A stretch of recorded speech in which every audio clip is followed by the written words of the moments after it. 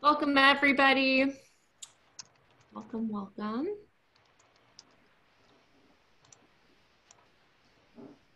We're going to give it just a few seconds. I see some people are coming in still. We do want to make sure everybody is here for the full webinar.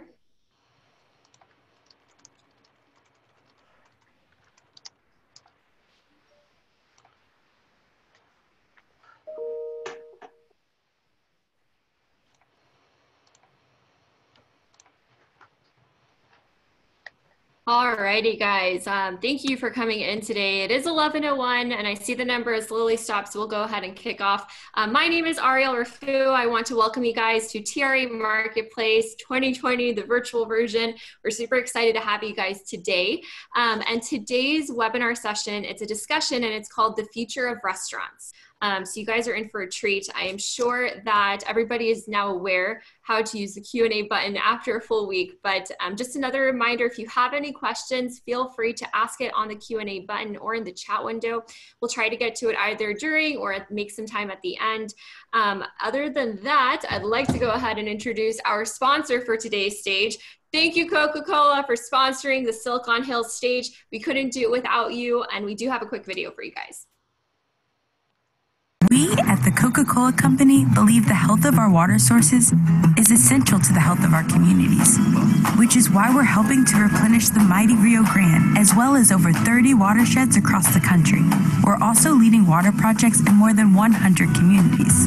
And for every drop we use, we're working to give one back, because our products rely on the same thing as we all do: clean water. And we care about it like our business depends on it. Yes, here, give everybody that satisfying pop sound of a Coca-Cola can opening. Go grab one if you guys have one. Cheers. I'll go ahead and turn this over to Anna Tauzin. Anna is our Chief Revenue and Innovation Officer for the Texas Restaurant Association. You guys are in great hands. Thank you so much, Anna.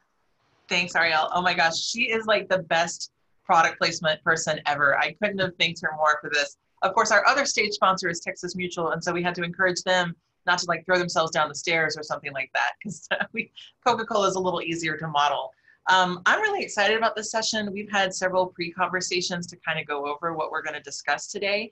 And the truth is there's a lot of opportunity available in the restaurant industry still. I think this pandemic, as you'll hear from these gentlemen, has really just sort of sped some things along. As Ariel mentioned, I'm the Chief Revenue and Innovation Officer for the Texas Restaurant Association. And previous to this, I held the role of Head of Innovation for the National Restaurant Association. I'm a big-time restaurant technology nerd. I love learning more about what's out there and what's coming. Sometimes a little too early on the scene and people don't adapt quickly enough. And I know we've all been frustrated by that, these gentlemen here. And I'm joined today by Rom Krupp, the CEO of Marketing Vitals and OneDine, and Michael Atkinson, restaurant technology investor and also a former restaurateur. Before I get into the questions, gentlemen, I kind of want to level set a little bit about what we've seen since the pandemic started. And during the first 5 months of the pandemic, the total shortfall in restaurant and food service sales surpassed $165 billion in just 5 months. In July's sales volumes was still about $13 billion lower than the pre-coronavirus levels registered in January and February. All of this information is coming to us from the National Restaurant Association. And it's important to remember that restaurants have lost nearly 3 times more jobs than any other sector out there since the pandemic started. So that's an important statistic to keep in mind too. 1 in 10 people in the nation work in restaurants, and for us to have lost nearly 3 times more jobs than any other industry is very significant. And I do want to point out too that from May, adjusting for inflation, consumer spending at eating and drinking places such as restaurants, concession, that kind of thing, plunged to its lowest level since October 1984. Obviously, we've bounced back a little bit since then, since restaurants have started opening back up, especially here in Texas, but it's nowhere near what we were pre-pandemic. So I want to start by going with Michael first and asking Michael, what is your biggest concern for the industry right now? Well, yeah, it's being able to be adaptable. This is unprecedented. We all know that. In the early days of COVID, a lot of operators suggesting, it'll be a couple weeks or 3 weeks. And there was a lot of panic, for some time. And it was tactical. And then it went into survival mode. And now it's, there were grocerants. I mean, they're doing anything creative to be able to get on track. But it's still a wonder that restaurants are as resilient as they are and as creative as they are, and how they adapted very, very quickly to an off-premise environment. It's interesting to remember that 63% of all sales were off-premise prior to COVID. So we were heading into this direction anyway, and restaurant operators should have been a little bit more prepared for that. But not all restaurant segments can adapt and move quickly to an off-premise environment. And those that have actually been able to maintain some sort of a business environment. The challenges with high-end restaurants or upscale casual have been very, very, very difficult. And I'm not sure how they're going to recover in the near term. So again, we look at technology as being, an accelerator. COVID accelerated a lot of the use, things of like what Rom has is anytime menus. So you're using QR codes to be able to pull the menus out. Following the CDC guidelines were very, very important. And I think the new ambiance is trust. Trust is huge in the restaurant industry. If you don't have that trust and know that the restaurant, whether they follow 100% of CDC guidelines or not, uses good judgment, sanitation, cleanliness, consistency in that. And I think technology plays a role in that. And we always look towards that as being a value proposition to the restaurant and the consumer. So Rom, what do you think is your biggest, survival, right? We agree that survival is the biggest concern, but a little deeper than that, what do you think is the biggest industry? Traditionally, restaurants have always been slow to adapt changes to service, right? There's always a concern about the balance of hospitality and technology. And, that's been at the forefront of innovation. Every time you try to introduce things that actually will be better from a labor perspective or hygiene perspective, in this case, there's always a concern about how it's changing the guest behavior.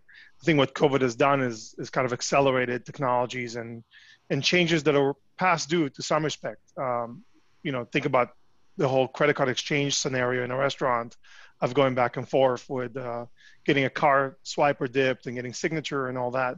I think what's my concern is that some restaurants are still trying to make their old model kind of hack together with some of those solutions, looking at it as a temporary change of behavior, where it's a change of behavior we're heading towards anyway, even pre-COVID. And with this acceleration, I don't believe there's a going back to prior use cases. And on top of all that, as we all know, restaurants are already struggling. Texas not as much in casual dining because of tip credit, but restaurants were struggling with labor cost and labor supply. So they had to figure out models that are more economic in labor. So when you look at all these factors, my concern is that some brands are still not 100% embraced. They're putting temporary solutions in place, but the longer a temporary solution in place, it becomes the permanent solution. And they really have to think about rechanging their business structure a bit. You got to build a new economics. You got to build a new service model. You got to look at what technologies and strategies need to be put in place. And now is a better time to experiment and guess and fine tune it, because there's a certain level of expectation of safety, security, and technology versus waiting for the tides to come down and then trying to then inject changes where customers might see it as too late or not in line with what the industry is doing. So I think more and more brands needs to be on top of it right now and experiment heavily with a new model. I think that's a good point, but I think it's important to sort of underline that you're saying now, right now, August is a good time for that. I think a lot of restaurants, they panicked, in March and April. They didn't know what to do. They knew they needed to get online ordering. They needed to get contactless payment. They were just sort of shoved into this nightmare scenario where they had to duct tape things together, right, Ron? Like they couldn't have just woken up that next morning and been like, I know the perfect tech stack for my restaurant. Like there was no way. But now that they do have time to sort of take a breather, if they've survived this long and take that step back, if there is one or two technologies that people should put in place right now from an independent perspective, what should it be? Even if they already have it, maybe spend a little more time focused on it. What do you think that should be? Ron first. Yeah, so we see the proliferation of QRs, right? QR codes. Behind them should be an NFC chip for a bit more modern, secure architecture. But the concept of QR code is now made a huge comeback. I mean, it's not a secret. Everywhere you go, there's a QR code. But when you think about the table, right? So you have to look at the clutter in your table and what you do at your table. At the end of the day, I think you need one QR code, right? you can't have one QR code to do loyalty, one QR code to do ordering, one QR code to look at a menu, one QR code to do payment.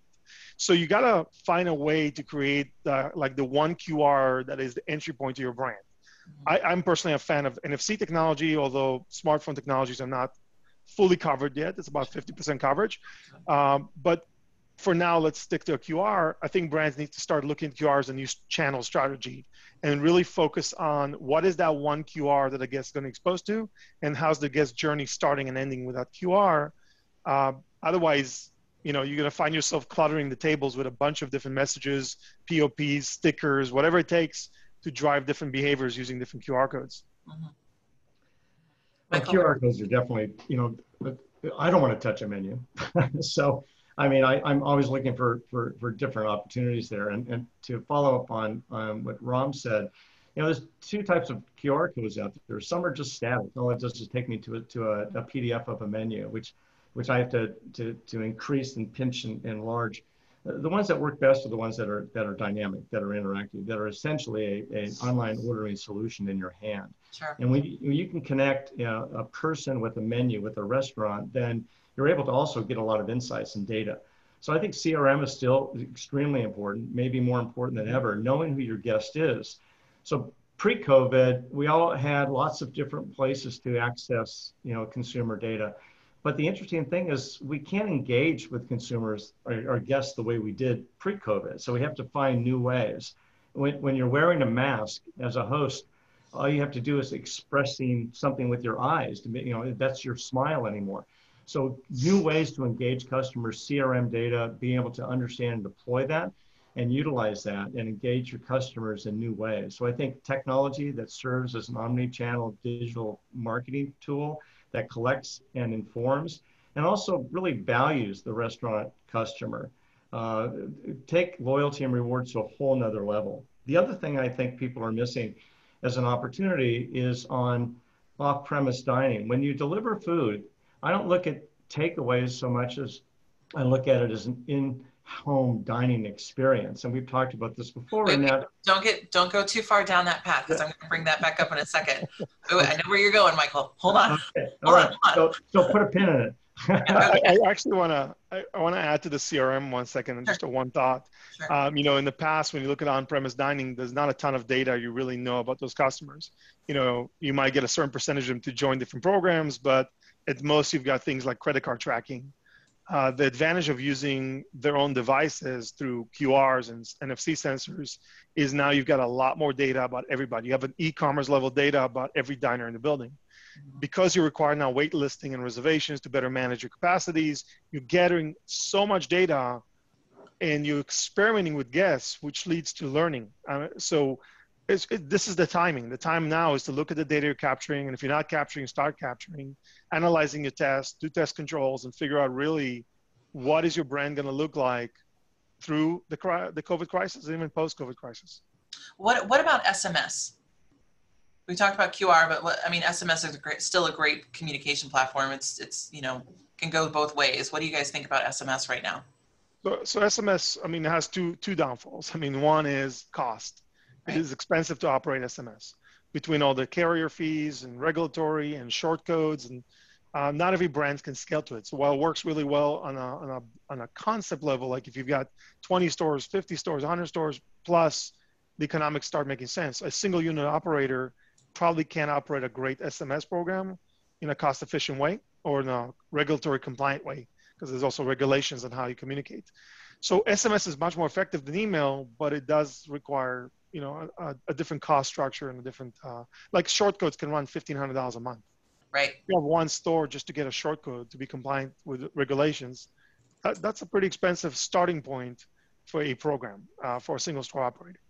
So I'm personally a huge fan of SMS. I just think that economically it's not there. Now, SMS journey can start from a wait list. Somebody gets on a wait list, they get an SMS, they start placing their order, they get seated, it queues up that order, it fires it. There's great benefits from that can offset some of those costs properly implemented, but that's kind of my thoughts about SMS.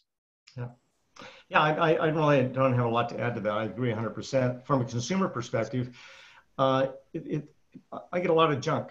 And, even though text messages interrupt me and they're more effective than email generally, I also tune out. So sometimes you have to find new ways to communicate with your guest. SMS is always going to be around. Email marketing is something that is really maintained. I was talking to some folks over at Fishbowl, and their business is fine. People realize that this is an essential tool to be able to engage with their customers. And whether it's email or SMS, engaging interactively with your customers is always. Sure. So let's talk one thing that I haven't seen really on QR code, which would be really easy for people to implement, a very lightweight, inexpensive option, is to do a QR code and then have it go to a link tree. Linktree is what we all use on Instagram to display a lot of different links or ways for people to communicate. So that's a really easy thing to plug in. In fact, Ariel, if you don't mind putting the links to Linktree and QR code generator in the chat, that would be helpful while we're going through. So guys, talk to me a little bit about menu design. I am a total menu design nerd. Like, is that gone? Are we not going to worry so much about menu design from a print standpoint anymore? Boy, that's a great question. I don't know. I was at a restaurant the other day and they were handing out menus like normal. And I was reticent to touch it. You just don't know. Even wait, I know you weren't in Texas then, because they shouldn't be handing out. I was in Texas. I've seen it too in Texas. People are still handing menus. Not paper, like they're handing you the non-paper. There's one restaurant that was just handing them out, and another restaurant I went to last weekend, they had them behind the host stand, but they were very overt in cleansing them. They had a spray thing and they were wiping them down. No, they handed me the menu and I said, no, thank you. I'll find it on your website. So, yeah. So I don't, the concept of menu, it's tactile. It's just like, even though I don't have a newspaper, I have very few magazines. I do miss the tactile, flipping through the pages. It's just, what we've always done. But I'm not going to miss it from a health and safety standpoint. So I'm not. I don't see menus as being something that for the foreseeable future being something that are going to be something that restaurants are going to have a lot of use for. Sure. Yeah, I think menus are going to have still a place, but the digital menu experience is a brand new design, right? If you think about the digital menu experience, what you benefit from, take it outside of a PDF, is easy searchability, easy matching, right? How do I find the products on the menu that fit me the most? Both, me acting as a search engine, like I'm searching through tags, dietary, lifestyle preferences, maybe palate flavor, but also reverse. As the systems learn how you eat, how you dine, it starts predicting and serving a curated menu for you. So I think with the digital experience, the menu design is more, machine learning, good tagging, good descriptions, good photography. It's kind of a different element, but yet it's easier for somebody to walk into a restaurant that has a very broad offering and fine tune what is actually applicable, what will fit my needs. And at the same time, how can I customize things easily to fit my needs? So if I don't like onions, how do I quickly identify items that contain onions, but onion can be removed, that I would still enjoy eating without the onions? So I think the digital menu experience, when it's embraced that level, is a brand new way to create design, which the design is not as much of a graphic layout. It's about like data tagging and the machine learning and the quality of photography. It is, but I'm gonna challenge you on that a little bit, Rom. And I know like OneDine does a lot of this really great stuff. I want to see something that fits what the user needs, that works technologically, but is still appealing and appeals to my senses as like someone who appreciates good design. I want to see that too. So there's got to be a way to do both. Putting just your POS online for online ordering, for example, is not appealing.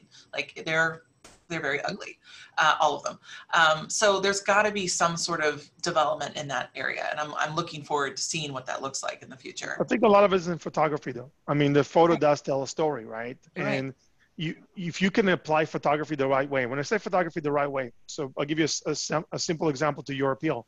If you got a salad and it has a choice of a shrimp, chicken, or steak, and you search for a chicken product, should you be served up the photo of that with a chicken in it as opposed to be served up with the default steak, right? That can make a difference in appeal Right. also how it looks to you.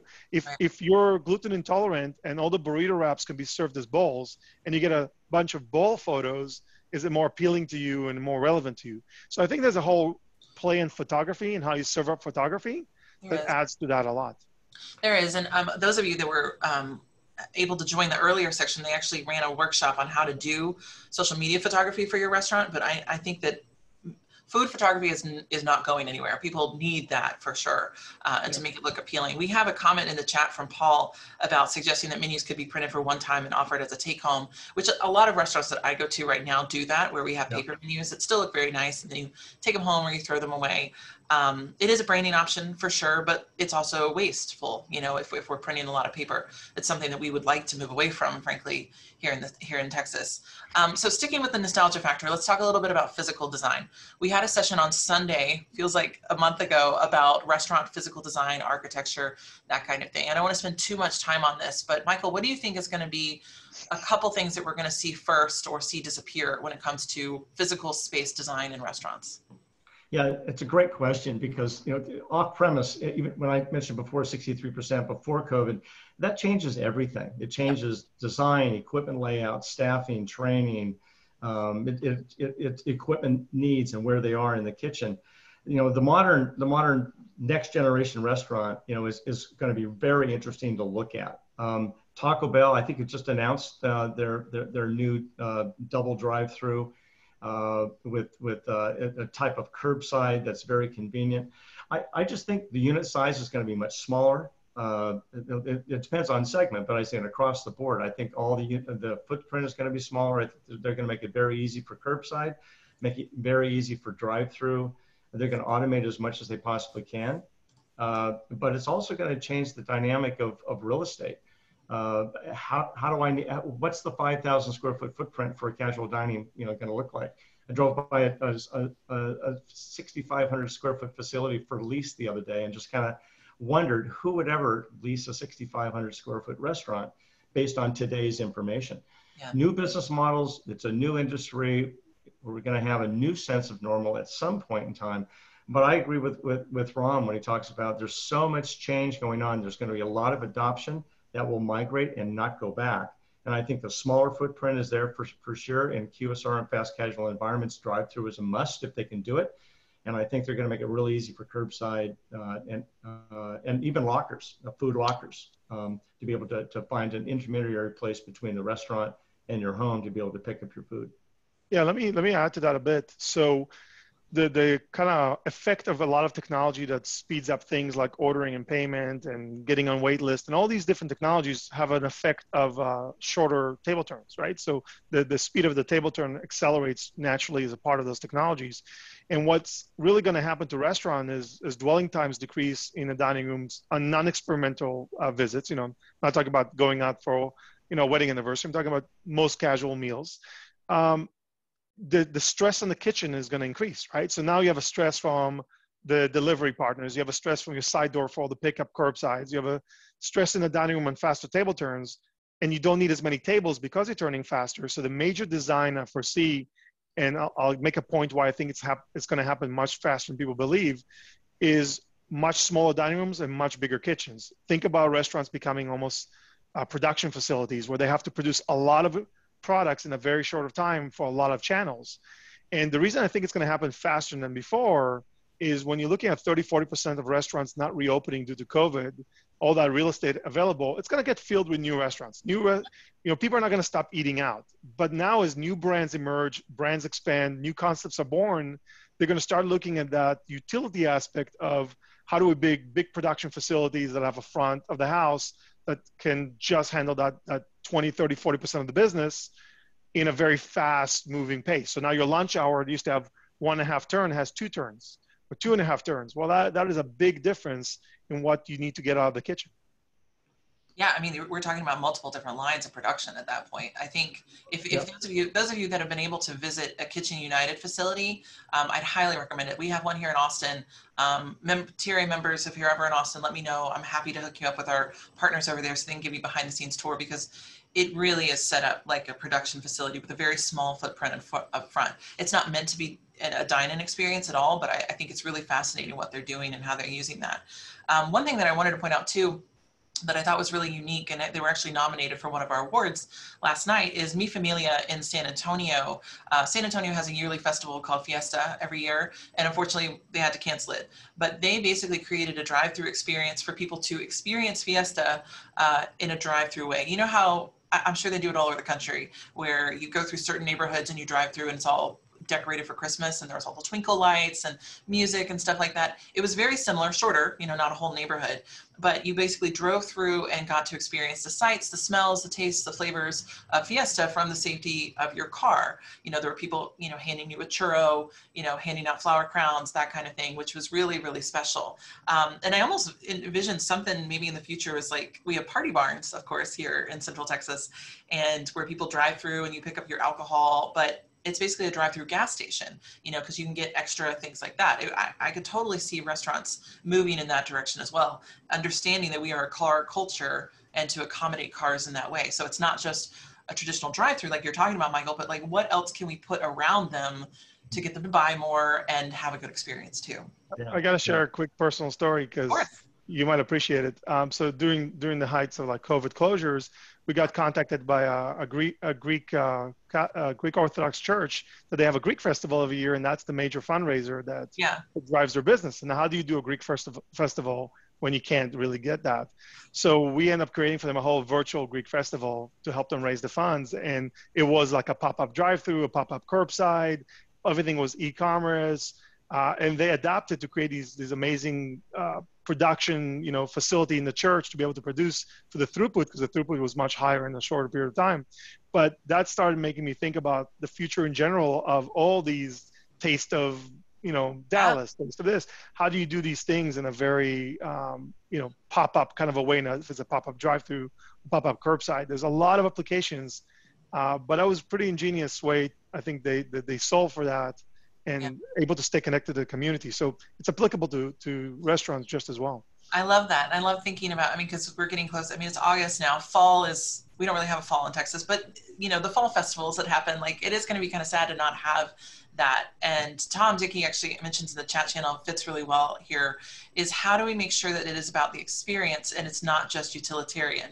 And now, Michael, I want you to talk about how to upgrade those unique dining experiences, whether on-premise or off.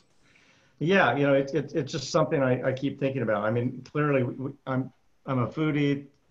I order a lot of to-go food, but it still comes in a bag. It's, you know, it's just a bag of food that I have to sort through and replate. And the concept of turning, you know, to-go food into in-home dining, it's really kind of a shift in thinking. If in fact most of my dining is going to be through delivery or through curbside, when I get home, I expect a little more. You know, maybe there's a little bit more personality. There's a little bit more customization. Maybe it's as simple as a placemat that's branded, a note that says, "Thank you very much. I really appreciate, you know, your business. Enjoy our food." And it's like a greeting card or a gift card, you know, inspected by, right? It could have the signature of the employees. So it just kind of creates this engagement that you don't normally have. So I would like to see, and I'd hope more restaurant operators do, take the next step in creating a better quality in-home dining experience, because it's not going to go away. And that'll help you distinguish yourself and differentiate yourself from other restaurants that just have a bag of food. Yeah, I agree. It is expensive, but it's doable. And you can actually highlight a lot of people in your community too. Chef Philip Spear, who runs Commodore here in Austin, he started something called Assembly Kitchen. I'd recommend looking that up. Ariel, can you just post the link for Assembly Kitchen in the chat too? And when you order from them, you get a lot of packages, as we were talking about, Rom. Everything's sort of separated. But it's all tied together really nicely, where there's one time I ordered it for Willie's Picnic. And so there was like a little cookbook in there and a couple stickers from Willie Nelson, you know, so it's really about tying that whole experience into the offline. And I think it is possible, Tom. I don't think for some people, eating will become more utilitarian, and that's totally fine. And you have to have an option for them there. But there's always going to be people who want more of an experience, and you have to, you know, have that available for them too. Okay, so let's move ahead and move from that. I want to talk a little bit about staff, right? So knowing we've lost a lot of people, I want to talk a little bit about what are we going to be training for in the future? What kind of teams are we going to be building together? What does that look like? Rom, you want to try and tackle that? Sure. I mean, unfortunately, we did lose a lot, and I don't think all of it is coming back. Um, I kind of alluded to it earlier. As you add technology element, as you add more self-service elements for customers, you take away the need for some of the jobs. So I call it more of optimization of labor than a labor loss. I mean, some of it is past due. You know, it's always been cheaper just to throw bodies at a problem, but now we've learned that sometimes that's not the most optimal way to solve problems. I think the way it's coming back is, you know, if you look at the table service specifically, we've always had, you know, the A's and B's and C's and staffing. I'm sure everybody on the call knows what that refers to. I think the C's are kind of gone. There's just no need for that level of staffing. Your A's and B's can handle more throughput, more tables, more customers. I think a lot of the self-service options are going to come in forms of on-device, voice, less touching of things. I know kiosks were making a huge surge right before COVID. I don't know how much of that surge is really gonna last. You know, you need a mass adoption of those technologies for them to make sense. So I think the staffing training is gonna be a lot more in the back of the house. Preparation, efficiencies in preparation, efficiencies in packaging, you know, timing, delivery timing, delivery drivers. A lot of the people you might have been C servers are now gonna become A delivery drivers, right?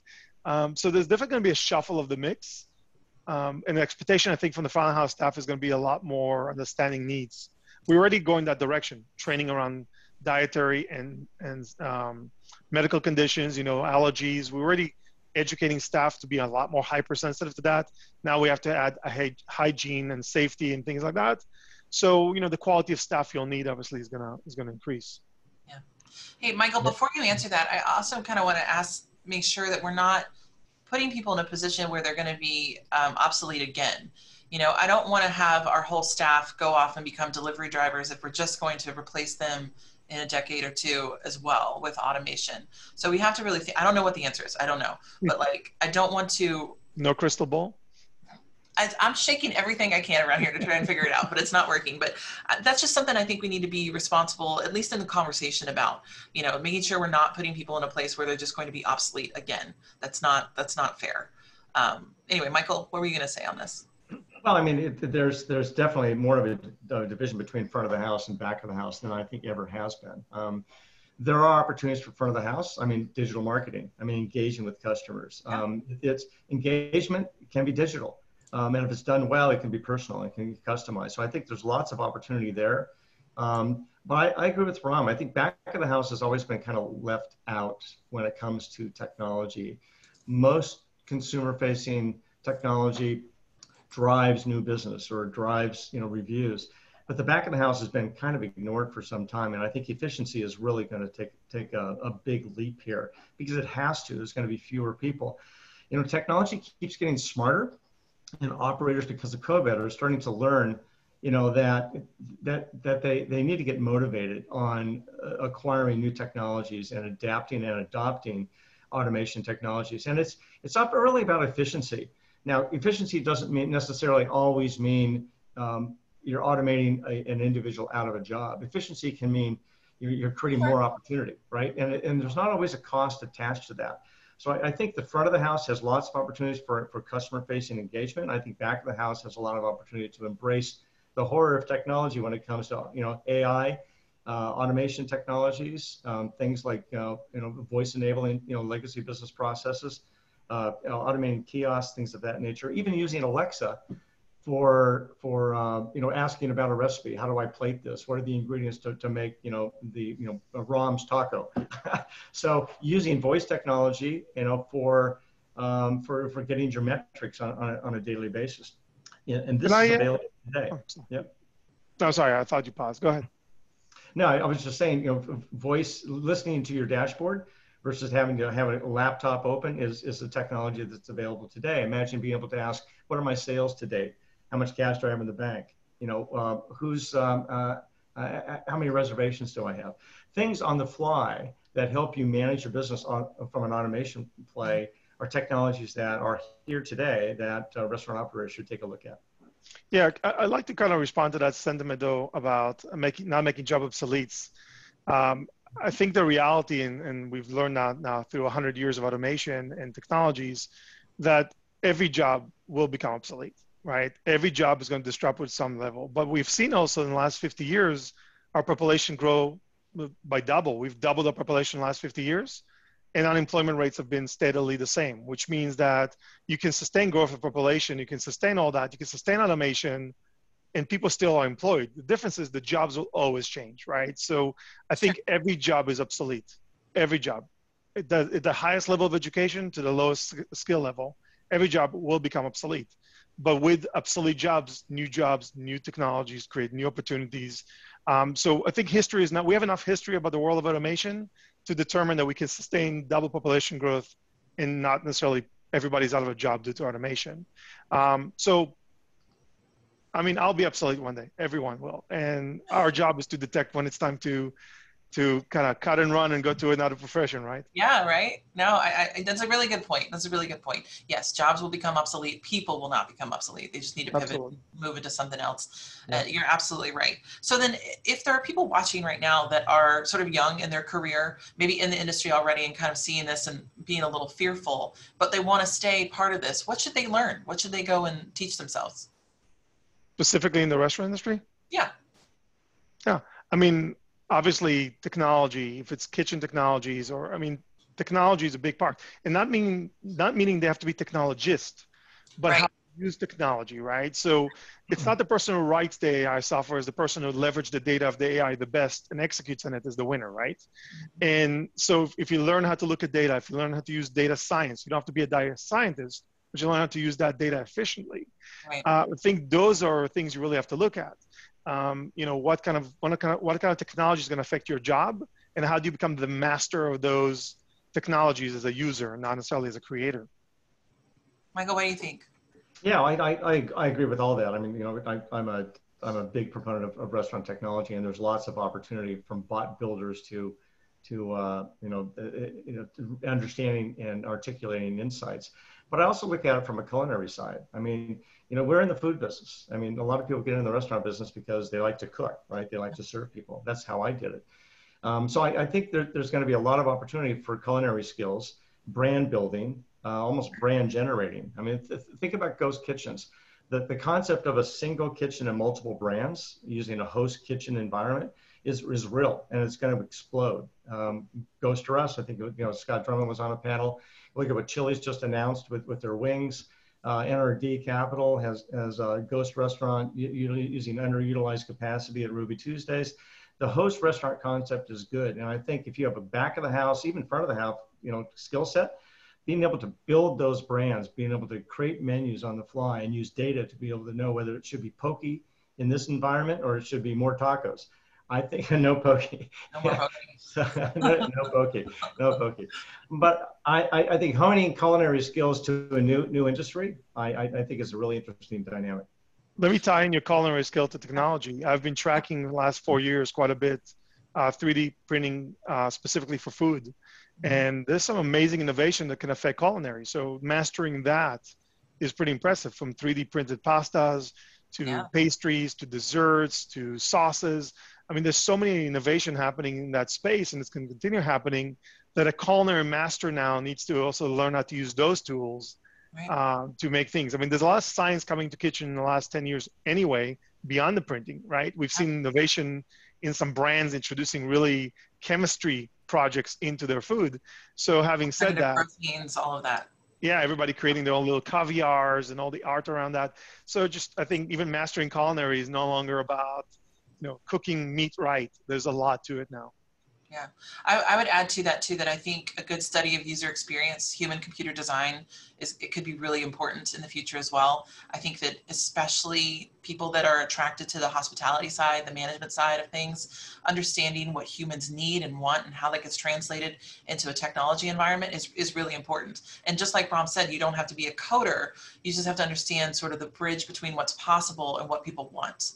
I also think drone pilots, I know it sounds silly, but like there's nothing wrong with learning how to fly one. I think understanding the pitch and the role and like all that is going to be important. And I also think finance. I think we're going to need a lot of financial executives in the future that understand how to be creative when it comes to accounting and planning for the future. No one could have seen this coming, but I think a few people did. And I think that that's going to be really important, is how to protect people, protect businesses in the future. And you're going to need some creative accountants to do something like that. Okay, so we've got a couple minutes left, and I still have one doozy of a question, but this one is a little easier. What do you think our new segments are going to be? We've seen, quick service do really well during this, and family dining, casual dining hasn't. So what kind of new segments do you think will appear from this? Michael, you want to go first? Yeah, that's a really interesting question, because we're always trying to build segments and sub-segments. There's a steakhouse for $125 guest check average, and then let's build one for a $78 guest check average. So you're slicing it between upscale, casual, and fine dining. I think ghost restaurants deserve, or dark restaurants deserve, their own category, because it's a different type of restaurant. And there's different ghost restaurant business models out there. There's like 6 or 7 that I know of. There's probably going to be 20. Some of them are CapEx oriented, some of them aren't. Some of them utilize existing capacity in restaurants, these host restaurants that I was talking about. But I think that's a segment, because it's different. And it's also a multi-brand construct. So I think that deserves its own segment. But that's a really good question. Yeah. What do you think? I think it's 2. One, I agree. I think host kitchens is by far going to be a huge growing segment. I've got 12 brands operating in one kitchen. It's just the level of, think about neighborhoods. I mean, even look at Texas. You go to some cities, areas, it's getting stale. There's 4 or 5 quick service, maybe one local, casual dining, and you're kind of stuck with a few chains. So it's getting really stale. But what if now you can have 12, 15, 20 brands coming into those markets without the build out, innovating, franchising across the Pacific, franchising across the Atlantic, franchising domestically, all these things. And you can experiment for very low cost and bring a brand into a market, right? It's all about the inventory and teaching the staff how to cook it, but you don't need everything else it takes to build a restaurant. So I think that concept is going to explode, just absolutely explode. And it's going to allow a lot of flavors to go to a lot of places that never go today.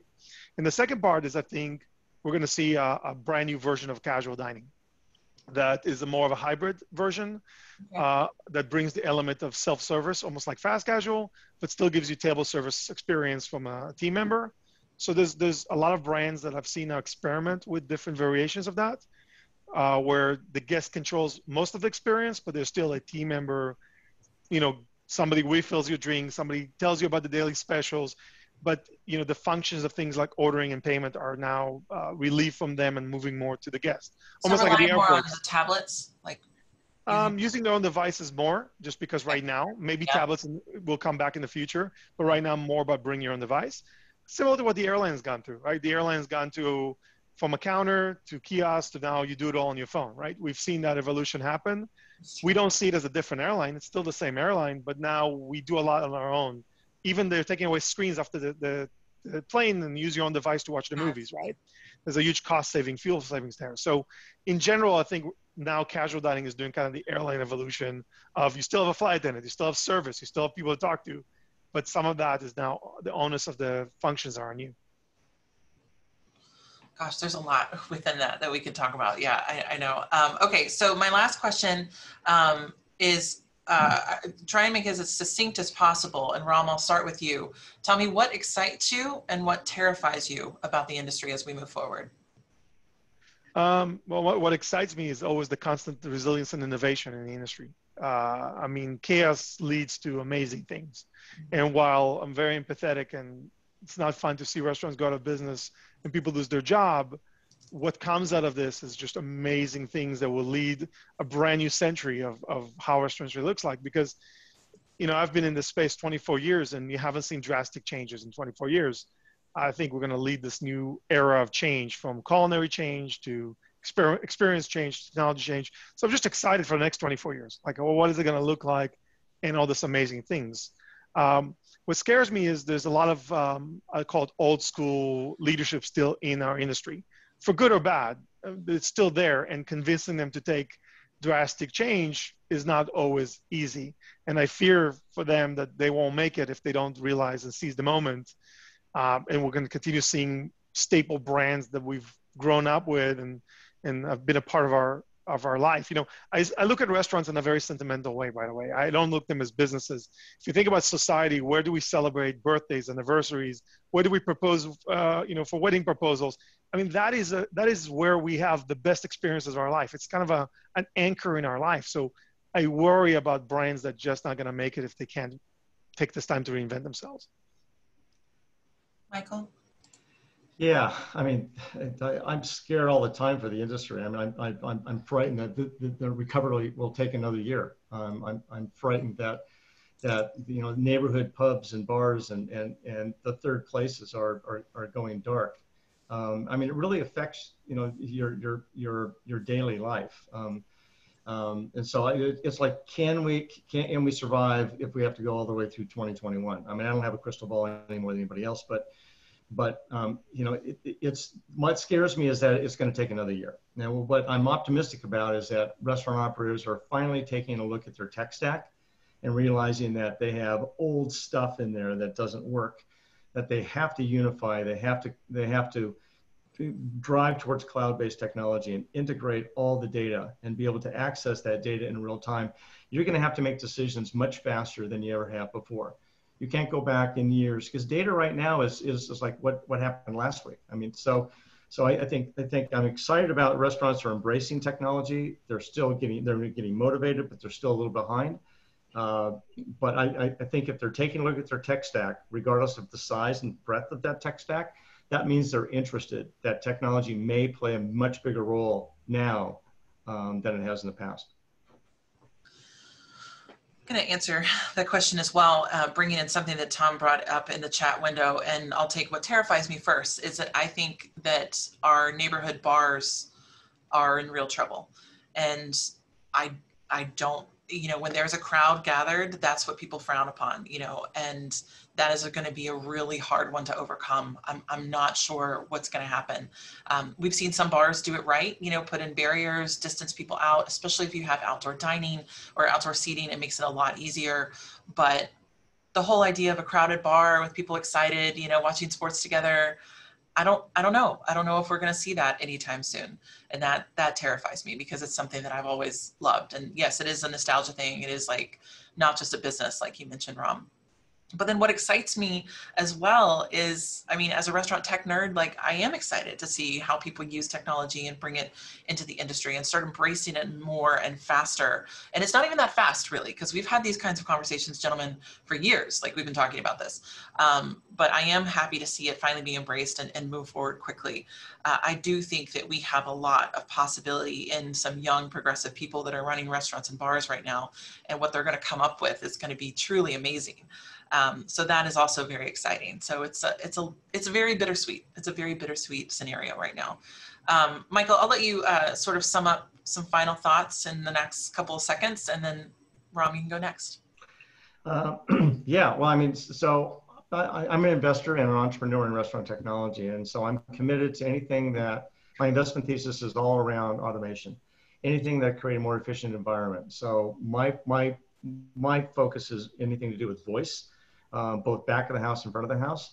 And I'm also really interested in host ghost kitchens. I think I agree with Rom. I think that is a whole nother segment. I think it's going to be explosive because it makes sense. There's never been a restaurant kitchen that I've seen that has been 100% at capacity or a labor pool in the back of the house that is running 100%. So I think it just makes economic sense. So I'm focused on where I'm investing dollars, which is voice technology, data, and ghost kitchens. I think those three areas, are going to be very, very helpful to the restaurant sector. Yeah, in my perspective, I'm a constant optimist. Everybody knows it's hard to ever get me to look at things not in a positive way. So I encourage everybody in the industry, if you're a partner to the industry by providing services. If you're the restaurant, is to unleash that wartime leadership, the entrepreneurial spirit of, you've got a blank slate now. Customers will let you get away with a lot right now, and just try things you never wanted to try, hesitate to try, wanted to try, but was afraid to try. Whatever it is, this is the perfect opportunity, maybe a once in a lifetime, to discover what your brand can be, what your people can do for your brand, what technology and partners can do for you. I just encourage people to really see it as the opportunity it really is. You know, a lot of brands have seen year-over-year declines, but you know, business is still good. You know, we're still driving. We don't want to make change. We don't want to lose the customers we already have. I've heard that sentence my entire career. I know things are down, but we don't want to lose the customers we still have. Your brand grand reopening. Just take advantage of that. Make amazing things happen. That's really great, Rom. Thank you. Michael and Rom, thank you so much for your time this morning. I know there's a lot we didn't dig into. We didn't talk about sort of the government implications of a lot of the things we talked about. There's a lot around education as well. That we'll have to save for another chat, and hopefully we can do this again soon, because I really did enjoy it. I love talking with very intelligent people about this stuff. Thank you guys so much for joining us on the chat as well. Those of you who joined in the chat window, I hope we were able to get to some of your questions. Thank you for sticking with us. There's more to come with TRA Marketplace. We have a couple more sessions after this. We have the keynote starting at 1, which is a conversation between the president and CEO of the National Restaurant Association, Tom Benet, and our own president and CEO, Dr. Emily Williams-Knight. That's at 1. And then we have 2 other sessions this afternoon as well. One on farmers and restaurants, which is really cool, and a second one on doing live music during a pandemic. And Texas country musician Pat Green will be joining us for that one. So thank you again, everyone. Ariel, did I miss anything? Nope, you covered it. It's exactly what I was going to say, just for the keynote and the 2:15 on this stage. Thanks so much, Anna. Thank you, guys. Have a great afternoon. Thanks, Anna. Thank you. Bye. Thanks, Ariel.